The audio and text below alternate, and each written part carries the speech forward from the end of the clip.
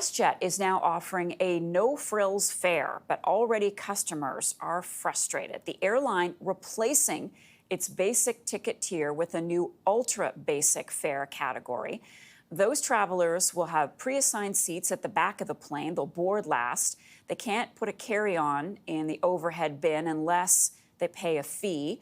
Online reaction's been swift. Many are upset about passengers being further squeezed by the industry. Barry Choi is a travel expert and joins me now. Barry, good morning to you. Thanks for being here. My first question Good morning. Good to be here. why? Why would WestJet do this? What could have led to this move? 2 weeks ago when they first announced it, they played it off like it was some great deal. Figured it'd be cheaper fares, but now that it's actually been introduced, I don't know if they're going to regret it, but the customer backlash is comical, and it should have been expected. Should have been expected. How come?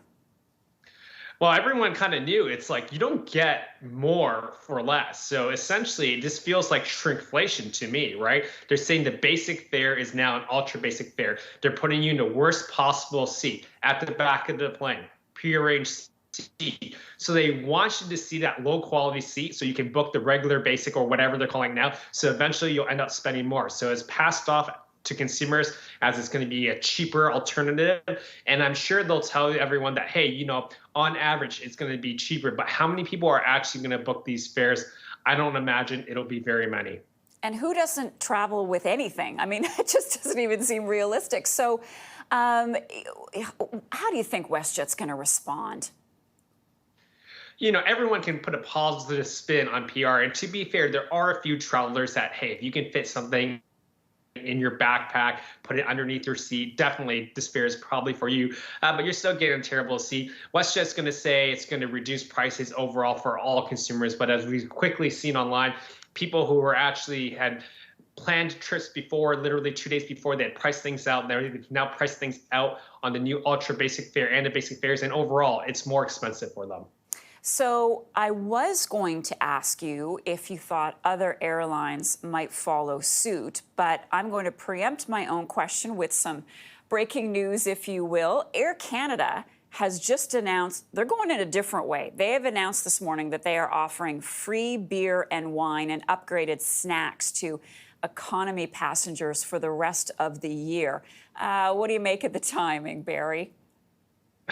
I love this timing. There's obviously no coincidence on Air Canada's end of things. So they're like, you know what? WestJet's getting this negative PR. Let's throw out a press release right now. We're going to introduce these great new snacks. What's really interesting is these snacks were actually introduced like a month or two back on Air Canada on the business class, but didn't get much press, obviously, because it was for certain fares. But now everyone's going to get access to it. So Canadians can enjoy some great new Canadian products, some great new snacks.